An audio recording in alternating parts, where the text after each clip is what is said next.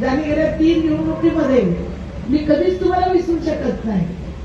माझ्या रक्तामध्ये जोपर्यंत जीव आहे, माझ्या नसा जीव आहे, तोपर्यंत मी तुम्हाला कधीच विसरू शकत नाही.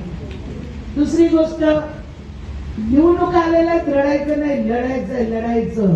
माझ्या आयुष्यात ती कधी रडली नाही, पण उपमुख्यमंत्री शिंदे साहेबांनी त्यावेळी रडली म्हणजे मला त्या शिंदे साहेबांमध्ये भाऊ दिसला, माझा मोठा भाऊ अण्णा. आणि ते तसेच बोलत होते जसं माझा भाऊ माझ्यावर प्रेम करायचा.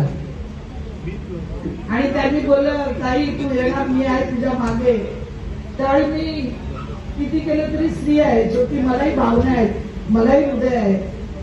मी सुद्धा महिला आहे आणि महिलांना लढायला पहिला येतं. मग किती वर्षांनी मी पहिल्यांदा स्टेजवर एकदा भुजबळ साहेबांनी मला दम दिला तर आदेश, मी गेली अशी तक्रार घेऊन आणि माझ्या डोळ्यातून अश्रू आले. ते म्हणाले, तुझं काही काम नाही राजकारणात, तू जा आणि घरी भाकऱ्या वाज.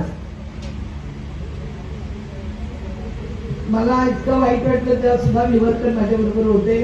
त्याला कोणाकडे तुम्ही मला घेऊन गेलं शिवाय खायला.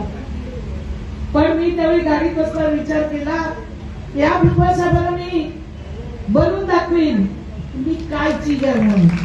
आणि एक दिवस असा झाला की महाराष्ट्राचे अध्यक्ष करताना त्याने अर्जवून माझं नाव घेतलं आणि ताईला केलं पाहिजे. आणि तशी ती हे माझं व्यक्तिमत्व बघून आलेली आहे. नगरसेविका राहिले, सभापती राहिले, तिलाही काम करण्याची आवड आहे आणि मला खूप प्रेम करते ती. आणि ते तिचं प्रेम कधीच मी फुकट जाऊन देणार नाही. आणि